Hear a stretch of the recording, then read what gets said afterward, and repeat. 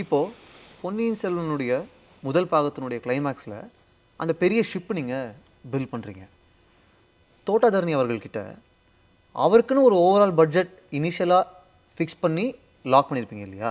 R இந்த ஷிப்புக்கு இவ்வளவு அந்த மாதிரி ஸ்பெசிஃபிக்காக அலோகேட் பண்ணப்படுமா? இந்த கேள்வி படத்துடைய பல எலிமெண்ட்ஸ்க்கு ட்ரூ. நீங்கள் கேட்குறது ஒரு செட் பீஸ்க்காக மட்டும் கேட்குறீங்க. It can be about a full action sequence, அல்லது ஒரு பர்டிகுலர் பாடல் காட்சிக்கு இருக்கிற காஸ்டியூம் செலவாக கூட இருக்கலாம். இங்கே தான் அந்த பிரேக் டவுன்கிறது ரொம்ப முக்கியமாக வருது. இந்த ஸ்கிரிப்ட் எழுதப்பட்ட உடனே அதை நீங்கள் உடைச்சி ஒரு கப்பல் செட்டு தேவைப்படுது, அது இந்தந்த காட்சிகளுக்கு தேவைப்படுது.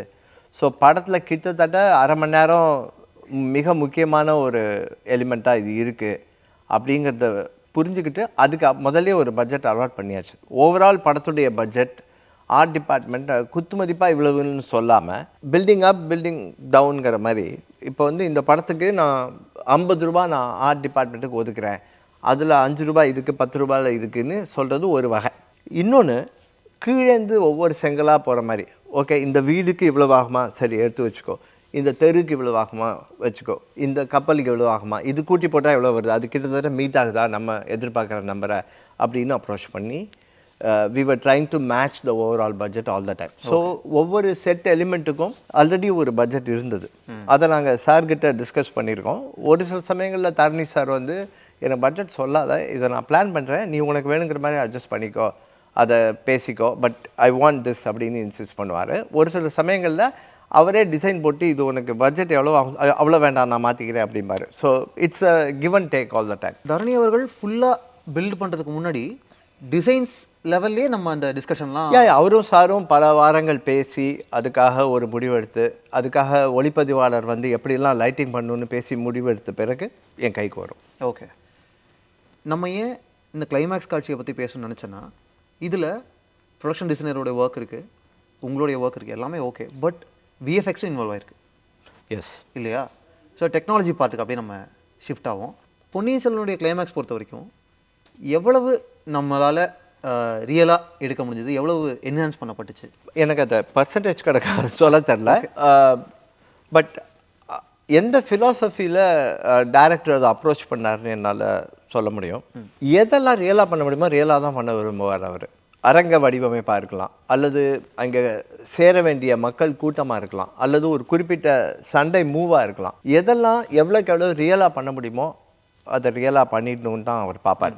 விஎஃப்எக்ஸ் எவ்வளோக்கு எவ்வளோ மினிமைஸ் பண்ணணுமோ அதான் முக்கியம். அதாவது ஐயா அதெல்லாம் எதுக்குப்பா விஎஃப்எக்ஸில் பண்ணிக்கலாம் அப்படின்னு சோம்பேறித்தனம் படவே மாட்டார். ஒரு குறிப்பிட்ட விஷயத்தை அச்சீவ் பண்ண எல்லாரும் காலைல 3 மணிக்கு போய் எடுக்கணும்னா அவர் ரியலாக பண்ண தான் விரும்புவார். அந்த வகையில் ஸ்கிரிப்ட் எழுதப்பட்ட போதும் சரி, அதுக்காக பிளான் பண்ணும்போதும் சரி, விஎஃப்எக்ஸ் பற்றி அப்போ நாங்கள் பேசவே மாட்டோம். Once we go to the potential location, ஷூட்டிங்க்கு ஒரு மாதம் முன்னாடி போயிட்டு இங்கே தான் ஷூட் பண்ண போகிறோம், இங்கே தான் நமக்கு வேணுங்கிற இந்த ஆங்கிள் கிடைக்கும், அந்த ஆங்கிள் கிடைக்கும், இதை அந்த வீட்டில் எடுக்கணும், இப்படிலாம் பேசுகிற டைமில், பிரிக்கிற டைமில் சர்டன் திங்ஸ் நம்மளால் அச்சீவ் பண்ண முடியாது, அதுக்கு விஎஃப்எக்ஸ் தேவைப்படும்னு அப்போ எழுத ஆரம்பிப்போம். So that automatically becomes a part of the plan. So VFX கோஆர்டினேட்டரும் அப்போ வந்திருப்பார். இல்லை அது நான் விஎஃப்எக்ஸில் பண்ணி கொடுத்துட்றேன், இது நான் விஎஃப்எக்ஸில் கரெக்ட் பண்ணி கொடுத்துட்றேன்னு அவர் அஷ்யூர் பண்ணுவார். அந்த மொமெண்ட்டில் தான் விஎஃப்எக்ஸுடைய ரோல் உள்ளே வரும். ஸோ அப்போ தான் VFX breakdown for that particular scene நீங்கள் எழுதுறீங்க. நான் சொல்கிறது ரொம்ப லிட்ரலாக அந்த மாதிரி இருக்கும். ஆக்சுவலாக இந்த சீனை விஎஃப்எக்ஸ் கோஆர்டினேட்டர் ஏற்கனவே படிச்சிருப்பார், அவர் மென்டலாக ப்ரிப்பேர் ஆகிருப்பார், அவர் அந்த ஸ்டோரி போர்டையோ அல்லது ப்ரீவியஸையோ பார்த்துட்டு வந்திருப்பார்.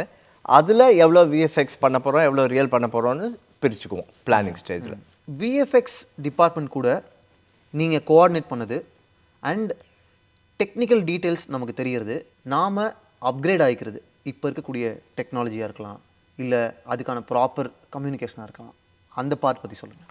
எப்படி லொக்கேஷன்ஸ்க்கு, காஸ்டிங்க்கு, வசனங்களுக்கு இந்த மாதிரி தனித்தனியாக ஒரு அசிஸ்டன்ட் டைரக்டர் இருக்காரோ, அதே போல் விஎஃப்எக்ஸ்க்கும் ஒரு விஎஃப்எக்ஸ் சாவியாக இருக்கிற ஒரு அசிஸ்டன்ட் டைரக்டர் எங்கள் கூட எப்போவுமே இருப்பார். அவருடைய ஃபோக்கஸே விஎஃப்எக்ஸாக தான் இருக்கும். விஎஃப்எக்ஸ் இந்த புது புது படங்கள் பார்க்குறது, அதில் என்னென்னலாம் யூஸ் பண்ணியிருக்காங்க, வேறு எக்யூப்மெண்ட் எப்படி வந்திருக்கு, அதை எப்படி இன்டகிரேட் பண்ணியிருக்காங்கன்னு புரிஞ்சுக்கிட்டு சொல்கிறது, இந்த விஷயத்துக்கெல்லாம் ஒரு டெக் சாவி அசிஸ்டன்ட் டைரக்டர் எப்போவுமே இருப்பார். நான் அவர் என் பக்கத்துலேயே தான் வச்சுக்குவேன் எப்போவுமே. It's a pretty interesting conversation எப்போவுமே. இந்த படத்துடைய எல்லா ஒர்க்கும் ஒரு கம்பெனி பண்ண போதா, அல்லது பல கம்பெனிகளுக்கு பிரித்து கொடுக்க போகிறோமா அப்படிங்கிறது தான் ஃபஸ்ட்டு பாயிண்ட்டே. எனக்கு கமல் சார் 15 வருஷம் முன்னாடி ஒன்று சொன்னாங்க.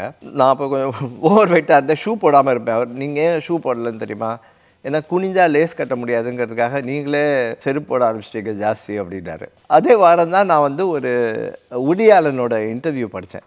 அவர் எழுதுகிற சீன் எல்லாமே பகல் நேரத்தில் எழுதுறாரு, பிகாஸ் அவருக்கு நைட் ஷூட்டிங் பண்ண சோம்பேறித்தனமாக இருக்குன்னு. ஸோ சம்வேர் நம்மளுடைய லிமிட்டேஷன்ஸை வந்து நம்ம செட் பண்ணிக்கிற டார்கெட் மேலே பூத்திடுறோம், ரிஃப்ளெக்ட் ஆயிருந்தாங்க.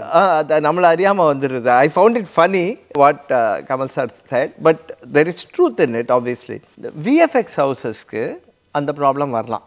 உதாரணத்துக்கு நீங்கள் ஒரு விஎஃப்எக்ஸ் கம்பெனியை ரெப்ரசன்ட் பண்ணுற ஒரு கோஆர்டினேட்டரை எடுத்துக்கிறீங்கன்னா அவர் கம்பெனினால எவ்வளோ முடியுமோ அந்த ஸ்டைல் தான் அவர் உங்களுக்கு சஜஸ்ட் பண்ணுவாராக இருக்கும். வேறஸ் மல்டிபிள் ஹவுசஸ்க்கு உங்களோட ஒர்க்கை எடுத்துகிட்டு போகிறதுக்கு தயாராக இருக்கிற ஒரு கோஆர்டினேட்டர் வந்தார்னா உங்களுக்கு க்ரியேட்டிவ் பாசிபிலிட்டிஸ் அதிகமாகுது. So I keep thinking every time somebody says இல்லைங்க இதான் பண்ண முடியும் அப்படின்னா அவரால் அவ்வளோதான் முடியும்னு சொல்கிறாரு.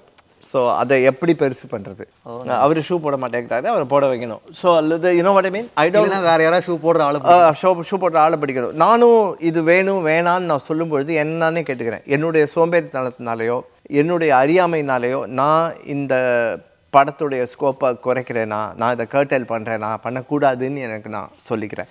ஸோ விஎஃப்எக்ஸில் யார் கூட கொலாபரேட் பண்ணுறோங்கிறது முக்கியம். ஏன்னா unlike let's say cinematography or music எல்லாம் டிப்பிக்கலாக ஒரு பர்சனோட தான் ஒர்க் பண்ணுவோம். VFX you should be able to work with different houses. So ஒரு சில பேருக்கு 3D மாடலிங் பண்ணுறது பெட்டராக இருக்கும். அவங்கக்கிட்ட ஒரு சில குறிப்பிட்ட அசெட்ஸ் இருக்கும், அனிமல் இருக்கும், வெப்பன்ஸ் இருக்கும். வேறு ஒரு சில பேர் வாட்டர் சம்மந்தப்பட்ட ஒர்க் பெட்டராக பண்ணுவாங்க. You should go for the best. Working with VFX is more like casting. ஒவ்வொரு ரோலுக்கும் பொருத்தமானவங்களை தேர்ந்தெடுக்கிற மாதிரி ஒவ்வொரு சீக்வன்ஸுக்கும் பொருத்தமானவங்களை நீங்கள் தேர்ந்தெடுக்கணும்னு நான் நினைக்கிறேன். இப்போ காஸ்டிங்னு வரும்போது அவங்களுடைய ப்ரீவியஸ் ஒர்க் பார்த்து எடுக்கிற மாதிரி நேச்சுரலி ஏன்னா ஒத்தரையே எல்லா ரோலும் பண்ண சொல்ல போகிறது இல்லையா. நீங்கள் இந்த நடிகருக்கு இது பொருந்தும்னு நீங்கள் எடுக்கிற மாதிரி இந்த சீக்வன்ஸுக்கு இந்த கம்பெனிக்கிட்ட போனால் பெட்டர் அப்படிங்கிற நாலேஜோடு சூஸ் பண்ணால் பெட்டர். அண்ட் அதை வந்து நம்ம அவங்களுடைய ப்ரீவியஸ் ஒர்க்கை வச்சு நம்ம டிசைட் பண்ணுறோம். எஸ், நீங்கள் ஒரு க்ரியேட்டிவ் பர்சனாக இருந்து ஒரு எக்ஸிக்யூட்டிவ் ப்ரொடியூசராக எப்படி ஒரு கன்வர்ஷன் நடந்திருக்கு, அது நல்லதாக கேட்டதா? யாருக்கு? எனக்கு உங்களுக்கு